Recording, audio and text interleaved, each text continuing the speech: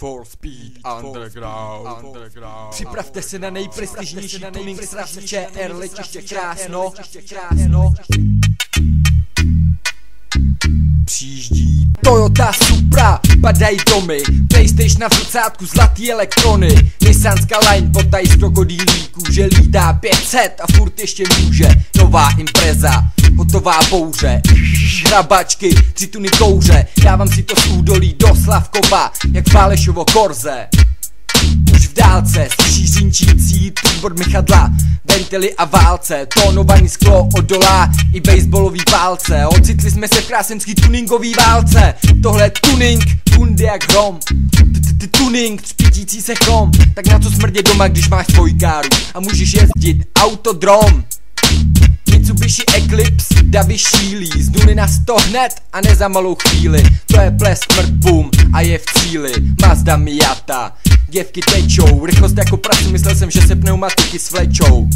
Noha na pedálu, krásňáci zvou kurva, kde vzal tu káru pod kapotou.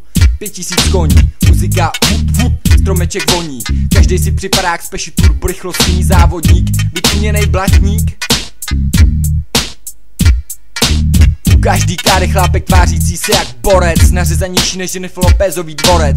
Bacha, udělejte místo, největší káře, krásnem se line, červená záře. Ano, máte pravdu, užijem si srandu, je to Bačusovo kalibra s křídlem z Kauflandu. Tohle je tuning, bundy jak hrom. Tuning, třpitící se chrom. Tak na co smrdě doma, když máš svoji káru a můžeš jezdit autodrom.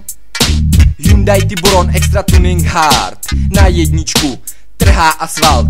Toyota Celica, čirá optika, spolujezdec v zatáčce, plitky polika. Mustang GT se nespokojí s druhým místem, posilovač řízení nitro s oxidant systém. Hammer H2, všechno v elektrice, od infra v klice až po masážní vibrace. The best of best je Peugeot 206, splní i ten nejnáročnější tuningový test.